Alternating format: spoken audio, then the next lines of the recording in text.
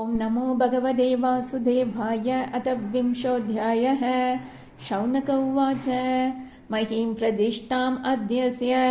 Saute स्वायम्भुवो मनुः कान्यन्वतिष्ठद्वाराणि मार्गाय अवरजन्मनाम् श्रद्धा महाभागवतः कृष्णस्य एकान्तिकः सुहृत् यस्तत्याज अग्रजं कृष्णे सापत्यम् अघवानिधि द्वैपायनादनवरो महिद्वेदस्य देहजः सर्वात्मनाश्रितः कृष्णं तत्परांश्चाभि अनुव्रतः किम् अन्वपृच्छन्मैत्रेयं विरजास्तीर्थसेवया उपगम्य कुशावर्त आसीनं तत्त्ववित्तमम् तयो संवदतो सूत प्रवृत्ता ह्यमला कथाः आपो गाङ्गा इवाग्निर्हरेः पादाम्बुजाश्रयाः तान् कीर्तय भद्रं ते कीर्तन्योद्धारकर्मणः रसज्ञः को नु तृप्येत हरिलीलामृतं पिबन् एवमुग्रश्रवा पृष्ठ ऋषिभिर्नैमिषायनैः भगवती अर्पितात्यात्मः तानाह श्रूयतामिति सूत उवाच हरेर्धृतक्रोधधनो स्वमायया निशम्य गोरुद्धरणं रसातलात् लीलां हिरण्याक्षम् अवज्ञया हतं सञ्जातहर्षो मुनिमाह भारतः। विदुर उवाच प्रजापतिपति सृष्ट्वा प्रजासर्गे प्रजापतीन् किमारभत मे ब्रह्मन् प्रब्रूहि अव्यक्तमार्गवित् ये मरीचि आदयो विप्र यस्तु स्वयम्भुवो मनुः ते वै ब्रह्मण आदेशात् कथम् एतत् अभावयन् सद्वितीया किम् असृजन् स्वतन्त्रा उत कर्मसु आहोस्विद् संहता सर्व इदं स्म समकल्पयन्। मैत्रेय उवाच दैवेन दुर्विधर्क्येण परेण अनिमिषेण च जातशोभात् भगवतो महानासीत् गुणत्रयात् रजप्रधानान् महतः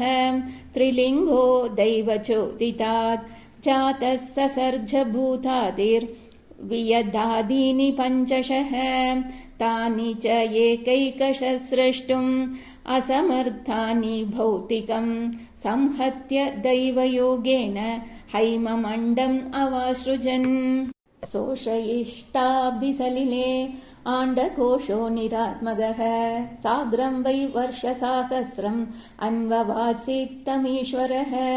तस्य नाभेरभूत्पद्मं सहस्रोर्घोरुदीतिति सर्वजीवनिकायौको यत्र स्वयम् अभूत् स्वराट् सोऽनुविष्टो भगवता यस्येते सलिलाशये लोकसन्तां यथा पूर्वं निर्ममे सन्थया स्वया ससर्ज चायया विद्यां पञ्चपर्वाणमग्रतः तामिश्रम् अन्धतामिश्रं तमो मोहो महातमः विससर्जात्मनः कायं नाभिनन्दन् तमोमयम् जगृहुर्यक्षरक्षांसि रात्रिं शुद्रुत्समुद्भवाम् शुद्रुभ्यामुपसृष्टास्ते तं जग्धुम् अभिदुद्रुवुः मा रक्षथैनं जक्षत्वम् इत्योचो शुद्रुढर्धिताः देवस्थानाः संविघ्नो मां जक्षद रक्षत अहोमिर्यक्षरक्षांसि प्रजा यूयं देवता प्रभयाया दिव्यन् प्रमुखतो सृजत् ते आहार्षुर्देवयन्तो विसृष्टां तां प्रभामहः देवो देवान् जगनतः सृजते स्माति लोलुपान् तयेनं लोलुपदया मैथुनाया बिभेदिरे ततो हसंस भगवान् असुरैर्निरपत्रभैः अन्वीयमानस्तरसा क्रुद्धो भीतः परापथत् स उपव्रज्य वरदं प्रपन्नार्तिहरं हरिम् अनुग्रहाय भक्तानाम् अनुरूपात्मदर्शनम् पाहि मां परमात्मन्ते प्रेक्षणेनासृजं प्रजाः तायिमाय वितुं पापा उपाक्रामन्ति मां प्रभो त्वमेह किल लोकानां क्लिष्टानां क्लेशनाशनः त्वमेह क्लेशधस्तेषाम् असानन्नपथां तव सोऽवधार्यास्य कार्पण्यं विविक्तात्यात्मदर्शनः विमुञ्जात्मतनुं घोराम् इत्युक्तो विमुमोचः तां क्वणच्चरणाम्बोजां मदविह्वललोचनां काञ्जीकलापविलसद्दुकूलच्चन्नरोदसम् अन्योन्यश्लेषयोत्तुङ्ग निरन्तरपयोधरां सुनासां सुद्विजां स्निग्धहासलीलावलोकनां गुहन्तीं व्रीडयात्मानं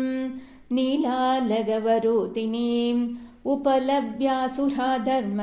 सर्वे सम्मुमुहुः स्त्रियम् अहो रूपम् अहो धैर्यम् अहो अस्या नवं वयः मध्ये कामयमानानाम् अकामेव विसर्पति वितर्कयन्तो बहुधा तां सन्ध्यां प्रमदाकृतिम् अभिसम्भाव्य विश्रम्भात् पर्यपृच्छन् कुमेतसः कासिकस्यासिरम्बोरु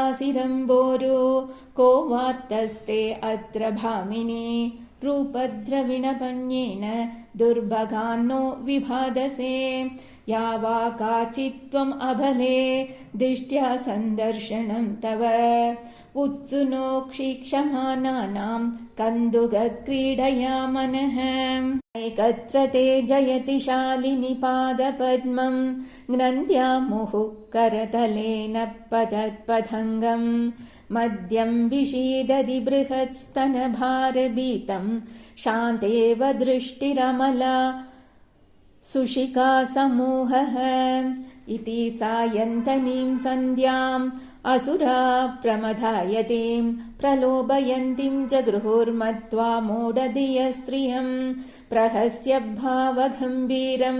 जिघ्रन्ति आत्मानमात्मना